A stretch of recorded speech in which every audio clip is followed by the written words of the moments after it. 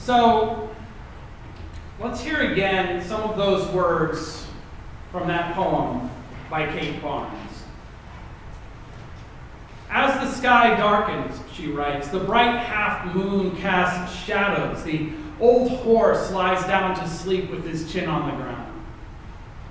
And all night, in the field below, whole galaxies of fireflies glitter and shift like sparks of that fire that shines in everything. Like thoughts that are streaming through an infinite mind. Like thoughts that are streaming through an infinite mind. So, on Friday night, I went to a service of lessons and carols at Marsh Chapel on the campus of Boston University. And while it was a little hectic getting there because it was snowing and it was rush hour and everyone was trying to get out here, once I got there, I had a pretty good time. There were two fantastic choirs, one for the chapel itself and one for the seminary, and the congregation got to sing as well, although many, many more verses than we normally sing. And there was no sermon, which was nice. Now, Lessons and Carols is, of course, a format we are familiar with here. It is the bones of what we do for Christmas Eve. Though we tweak it and we modify it to fit our needs. And in Friday's version of the service at Marsh Chapel, there was a definite theme. A definite theme about darkness. About darkness. And in fact, this theme is a classic one, in which dark and light square off for dominance in a spiritual struggle reflected in nature and in the movement of the sun and the earth and in our souls. That's why we all get Star Wars, actually. In the contemporary carol, Something Wonderful, written by Richard Williamson, we heard these words on Friday. Hope is a star on a dark moonless night, it says.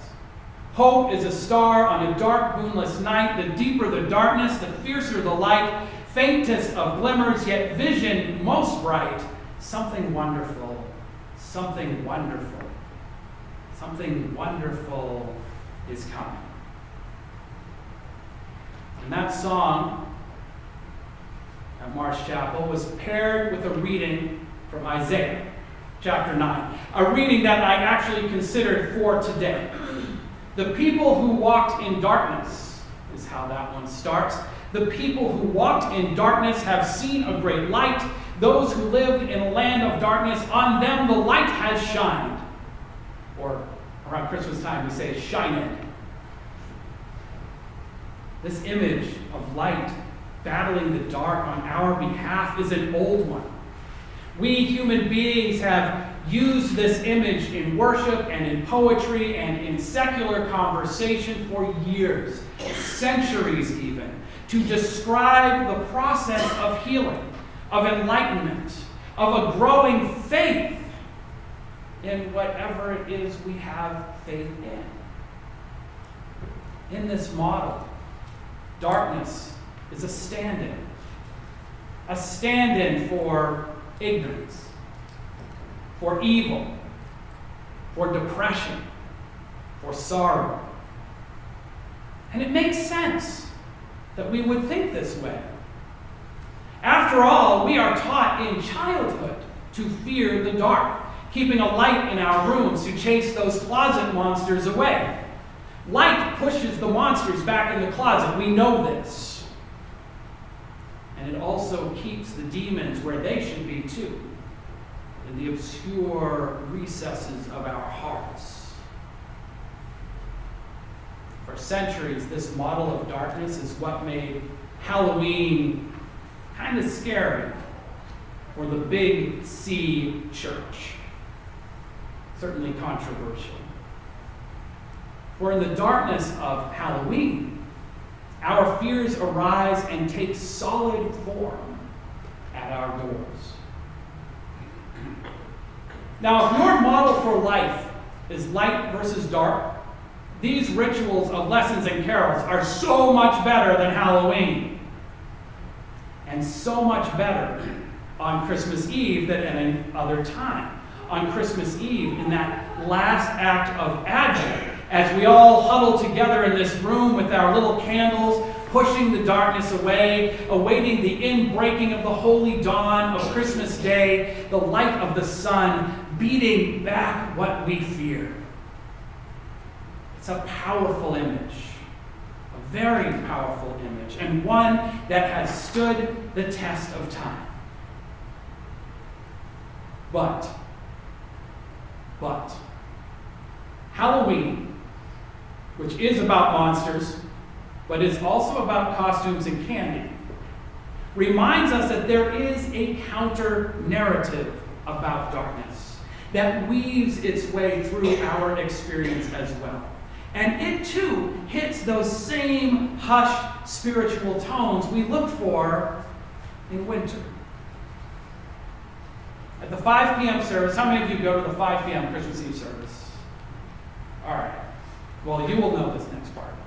The 5 p.m. service, as we stand there with our carols, we actually hear a benediction from the poet Dylan Thomas that tells a different story about the dark.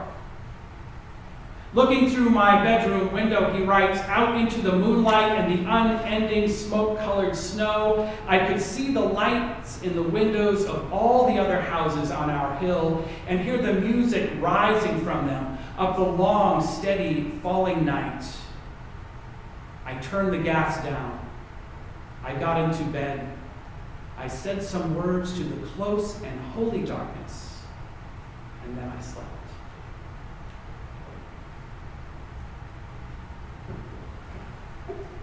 I turned the gas down. I realize we're all light bulb people, but he means he's turning his lights off. I got into bed. I said some words to the close and holy darkness, and then I slept. You see, here, darkness isn't evil. Quite the opposite. It may be mysterious, and it may be at times uncomfortably close, but it isn't to be feared. It isn't the enemy of light, but instead each makes the other more beautiful. Our candles this morning, all lit around the room, are themselves beautiful right now. But part of what makes them so is us imagining what they will look like when the darkness surrounds them. Psalm 139 that we heard this morning says, even darkness won't be dark to you. Even darkness won't be dark to you. The night will shine like the day. Darkness and light are the same to you. Darkness and light are the same from the perspective of the transcendent. They have the same origin. They are part of the order of things. They work together, not good versus bad, but instead each filled with the complexity that life brings to them. This is an important thing to remember too. This is an important thing to remember, for fearing one while celebrating the other makes it hard to recognize the holiness in those times of trial and mystery, in those times that we describe as darkness. Because darkness isn't just light's helper. It has its own gifts to give. Now, in my grandparents' old house, where I spent much of my time growing up, yes, the Christmas tree farm one, there was a false wall and a secret door that led into a crawl space between the second floor ceiling and the attic floor. My Quaker ancestors built that door to hide escaping slaves from the light of day, while they traveled through the Underground Railroad. Darkness to them meant protection and safety. Light, revealing their presence, was most definitely not their friend. In the light lay fear. In the light lay ignorance, violence, bondage, and death. And they are not alone in their gratitude for the dark. George Washington, who I think you've all heard of, wasn't looking for extra candles when he crossed the Delaware on Christmas of 1776. In fact, darkness has covered many an advance and retreat, both physical and emotional, over the years. In fact, darkness is frequently the friend of the oppressed and the poor. It brings an end to the workday, a return to the hearth, to family and friends. It brings rest and the promise of recovery and healing that sleep brings. Now, of course, these may be the very reasons why the powers encourage us to fear the dark, and instead tell us to look only toward the light for support and happiness, to seek out the noise, the party, the clarity of midday. In the dark, on the other hand, freed from distractions, we return to ourselves, to reflect and to deepen our souls, to question our understanding of the world, to find in the quiet calm that surrounds us the strength to seek out a better world and a better place for us in that world. So the challenge for us today may very well be to step out of our bright and comfortable homes, to reclaim that darkness for our own souls, to understand its true place in our lives, and to recognize its divine protection, even as we encounter the monsters that lurk in the shadows, reducing the fear and anxiety we experience when we meet those monsters again.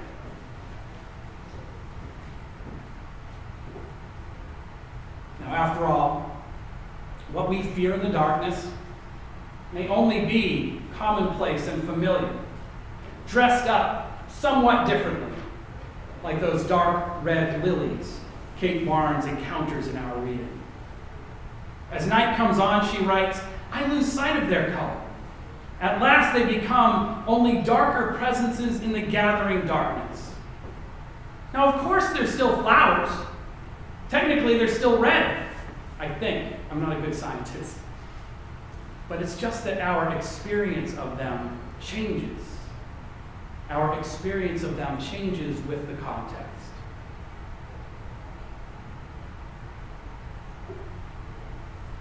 Now, before I ever heard of Natick, Massachusetts, which was some time ago, I went through a phase where I was so stressed out I couldn't sleep. And I would find myself walking around the tiny village where we lived at 2 o'clock in the morning. Now, where we lived was a cluster of houses, a school, a small factory, and a convenience store, surrounded on all sides by miles and miles and miles of forests and streams and marshes and lakes.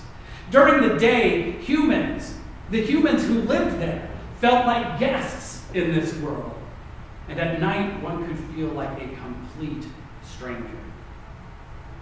And as I walked around and around this cluster of houses, the darkness hiding me and my thoughts, I could hear large creatures crashing through the bushes, small and mid-sized ones at my feet, and very occasionally the sound of night birds hunting terrified field mice. But over time, night after night, I learned more about those sounds. So I could hear a great crash in the woods and say, there goes a clumsy deer, or a graceful bear.